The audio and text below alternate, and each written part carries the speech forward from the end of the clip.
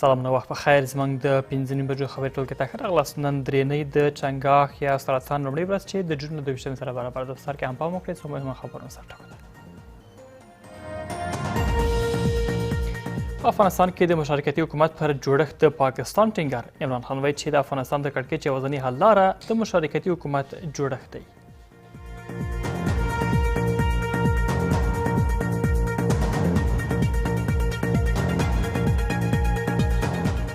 د طالبانو د بریدونو شنډېدو لپاره د عملیاتي برنامې چمتو کېدل. امنیتي چارواکي وایي چې د دې برنامو په اجرا کېدو سره به ډېر ژر هیوادوال د پرمختګ او همداشان د طالبانو تر ادارې لاندې سیمو بیرته نیولو شاهدان وي.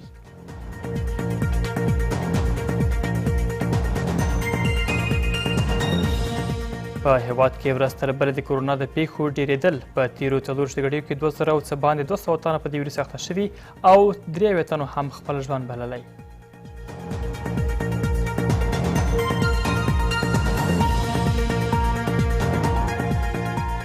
او له واشنګټن سره د ماسکو د اړیکو بیا ټینګښت لپاره هڅې. ماسکو له واشنګټن سره د اړیکو ټینګښت په اړه یو شمېر وړاندیزونه سپینې ماڼۍ ته سپارلي دي.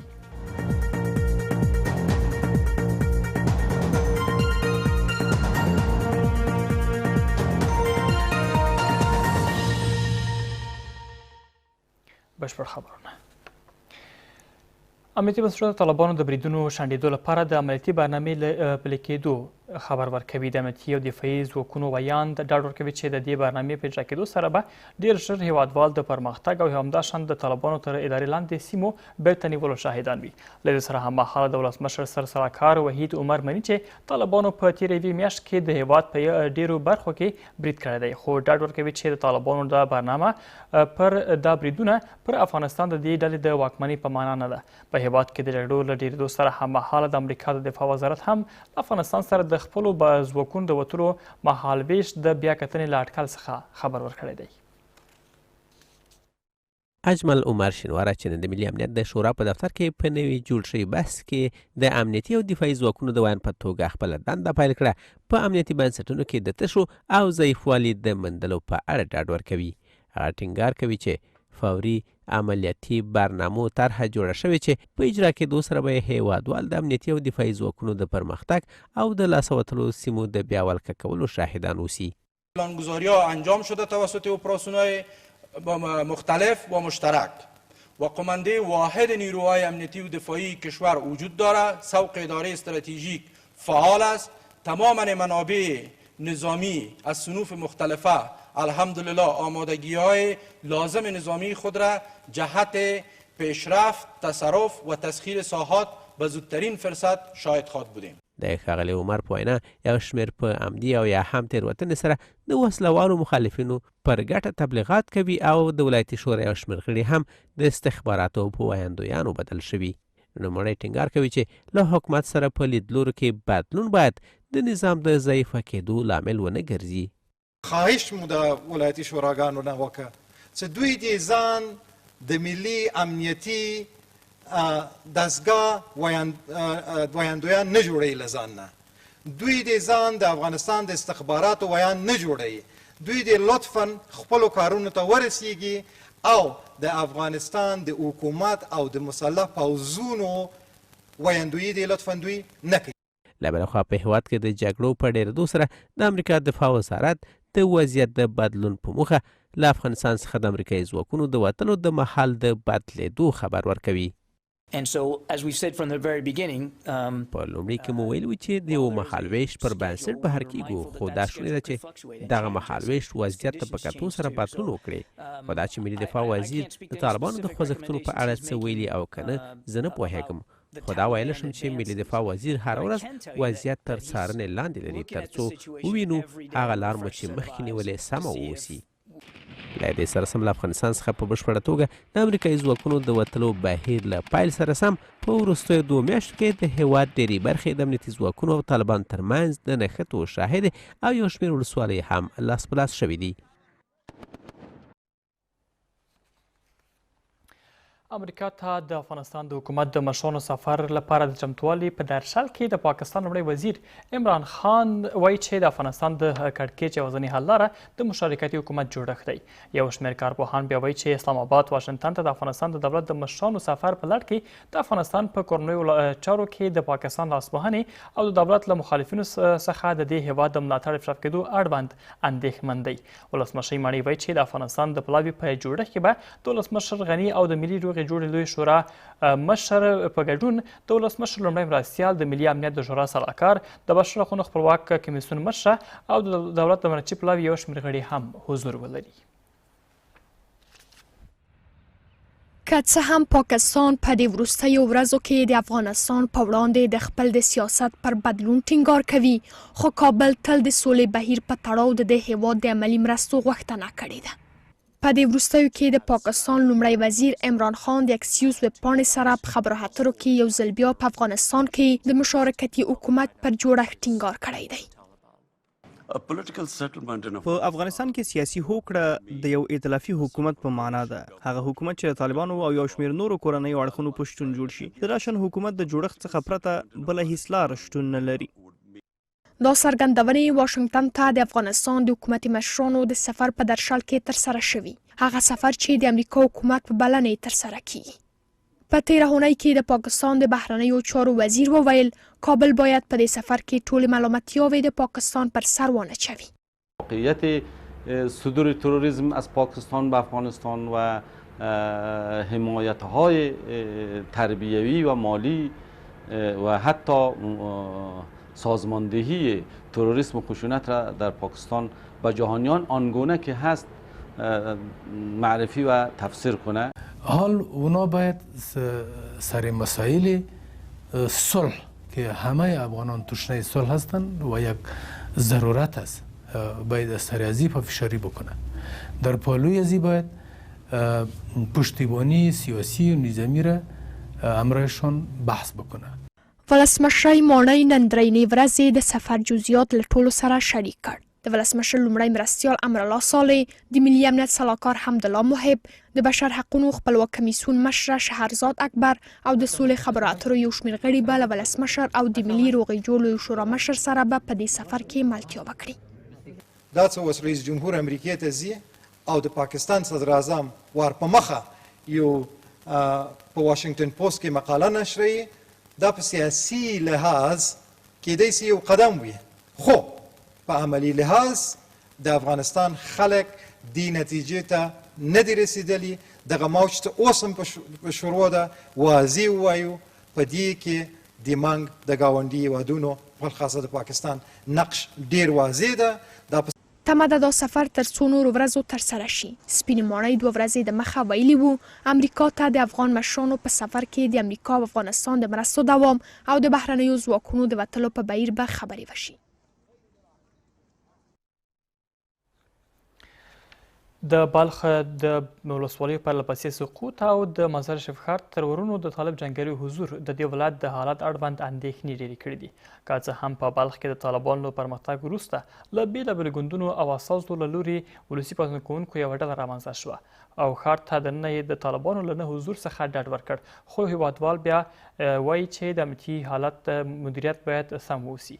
په همدې حال کې د بلخ ولایتي شورا اوسنی حالت رامنځته کېدل د جګړې په مشرۍ کې نه همغږي بولي، خو امنیتي بنسټونه بیا د لاسه تللو سیمو بیرته نیولو لپاره د عملیاتو له پیله خبر ورکوي.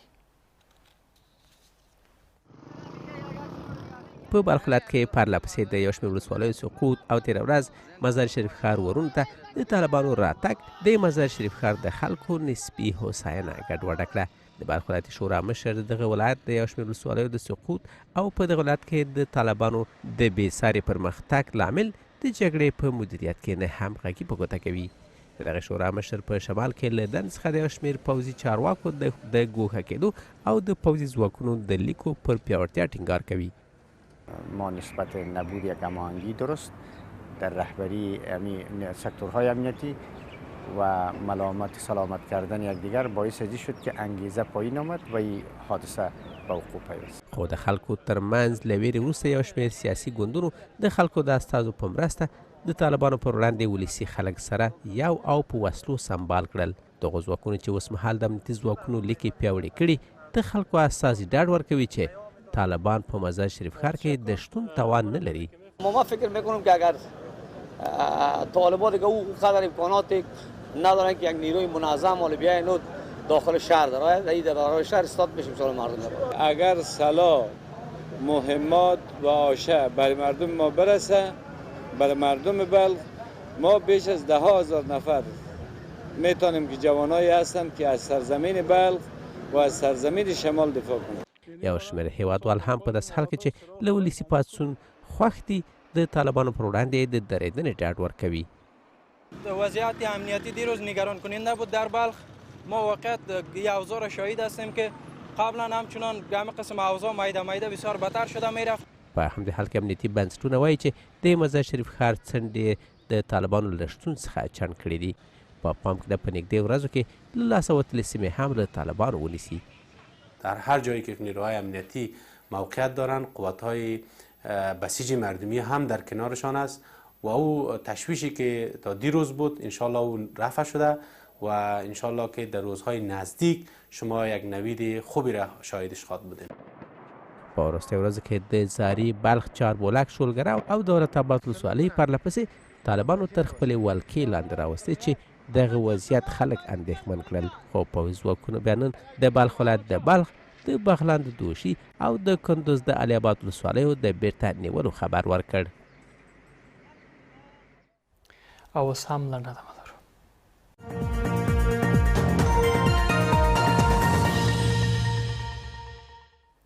بیا هم ښه راغلاست.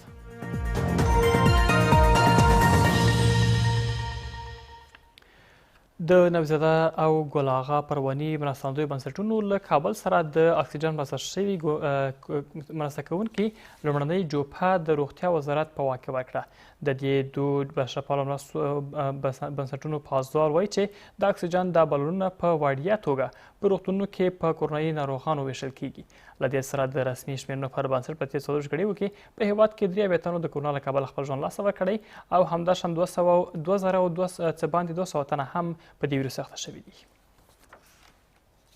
له دې سره چې په دې ورځو کې په هېواد کې د کرونا په روغتونونو کې د ناروغانو لپاره د بستر او اکسیجن نشتون یوه لویه ستونزه ده، خو په دې وروستیو کې د دې ستونزې د هوارۍ لپاره هڅې ترسره شوي دي. په تازګۍ سره د نبیزاده مرستندوی بنسټ او د حاجي ګل آغا پرواني د اکسیجن کومکي جوپه د عامې روغتیا وزارت ته سپارل شوې ده. دا کومکي جوپه د ازبکستان هېواد څخه پیرل شوې او د کووید-19 ناروغانو لپاره په وړیا توګه ویشل کیږي. با تفاهم با محترم وزیر صاحب صحت اولین محموله اکسیژن کمکی از بنیاد مرحوم حاجی گل آقا پروانی و بنیاد نبیزاده صاحب به کابل رسید و در اختیار وزارت محترم صحت قرار داده شد تا باشه که هموطنان نیازمند ما که در شفاخانه‌های کووید بستری هستند و نیاز برای اکسیژن دارند بر اونا رسیدگی شود و این اکسیژن از کشور دوست ازبکستان خریداری و به کابل و سایر ولایت‌ها انتقال میدیم. البته در اختیار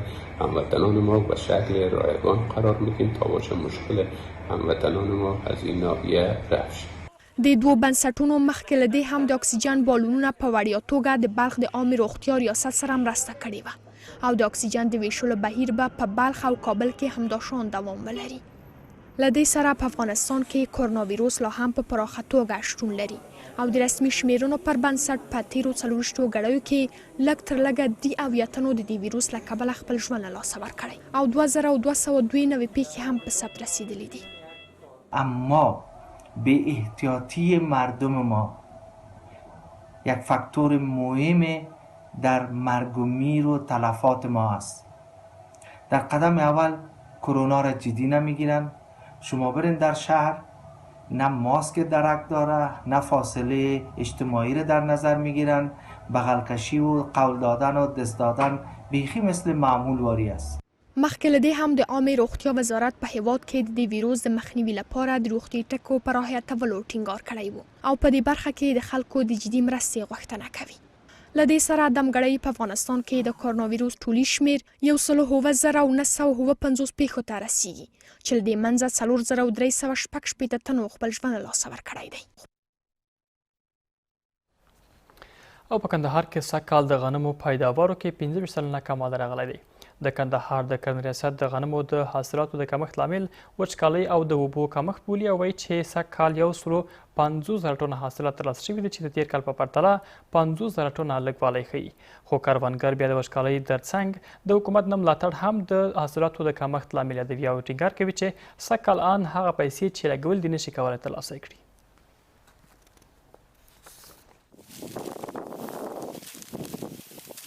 دا د کندهار د دامان ولسوالۍ ده چې غنم یې په سویل زون کې ځانګړی شهرت لري، خو کروندګر وایي چې سږکال یې پیداوار د تیر کال په پرتله ډیر لږ شوي دي. دوی د دې پیداوارو د لګېدو لامل د دولت نه همکاري او وچکالي بولي او ټینګار لري چې سږکال حتی نشي کولی خپل کړي لګښتونه هم ترلاسه کړي. په روژ کال یې 15 خروار کوله، شش کال په 50 منه ودرېدله.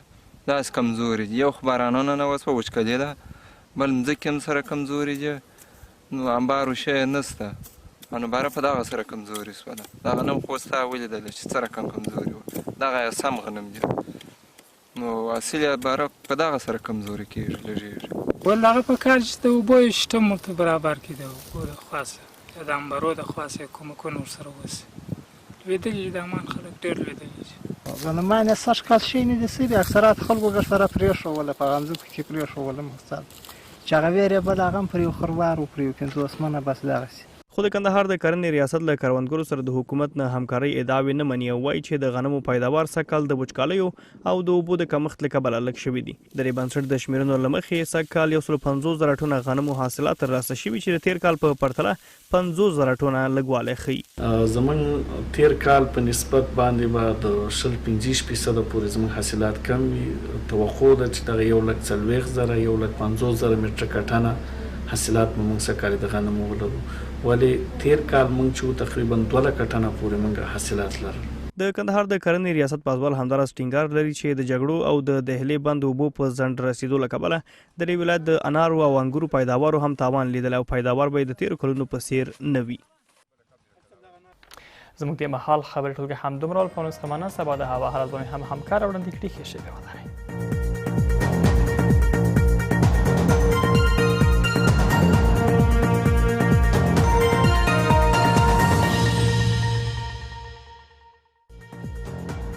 کابل مرین د تودوخې لوړه درجه 4.15. مزار شریف المرین د تودوخې لوړه درجه 9.20. هرات المرین د تودوخې لوړه درجه 4.20. جلال آباد المرین د تودوخې لوړه درجه 4.24. بامیان المرین د تودوخې لوړه درجه 9.15. کندوز المرین د تودوخې لوړه درجه 4.23. کندهار المرین د تودوخې لوړه درجه 4.23. غزنی المرین د تودوخې لوړه درجه 1.14. میمنه المرین د تودوخې لوړه درجه 15.18. د بدخشان فیض آباد المرین د تودوخې لوړه درجه 1.14. اسلام آباد المرین د تودوخې لوړه درجه 4.15. ویډیلی المرین د تودوخې لوړه درجه 9.10. تاشکند نیمه ورځ د تودوخې لوړه درجه 8.4. دوشنبه المرین د تودوخې لوړه درجه 4.21. تهران المرین د تودوخې لوړه درجه 15.6. دوبی المرین د تودوخې لوړه درجه 4.42. استانبول نیمه ورځ د تودوخې لوړه درجه 10.0. مسکو نیمه ورځ د تودوخې لوړه درجه 4.21. بجنگ نیمه ورځ د تودوخې لوړه درجه 10.23. او همداشان اشقابات المرین د تودوخې لوړه درجه 15.23 اټکل شوی.